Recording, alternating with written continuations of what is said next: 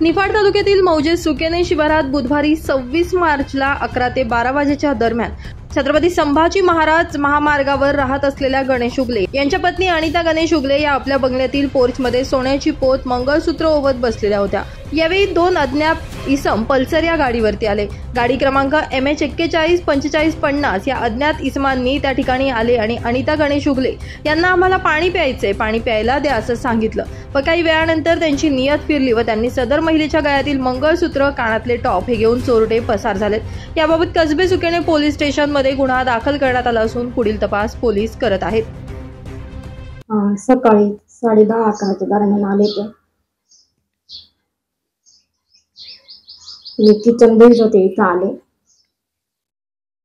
त्यांनी गाडीवर होते, त्यांच्या बॅग बिग होत्या पाठीशी आले। म्हणे कोणी आहे का घरात, म्हणून मी इकडे डोकून पाहिलं। दादा पाठीमागच्या घरात होता, ते बारी देत होते। आले मग म्हटलं पाणी मागितलं, मग मी इथूनच वळले अशी माग किचन मध्ये पाणी घ्यायला गेले। एक इथं राहिला उभा आणि एक इकडं आला माझ्या पाठीमाग। लगेच माझे इसट करायला लागले। ते कानातले गळ्यातलं काढून घेतलं त्यांनी।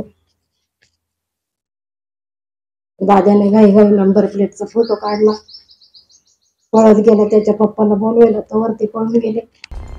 ब्युरो रिपोर्ट, नाशिक माझा न्यूज, नाशिक।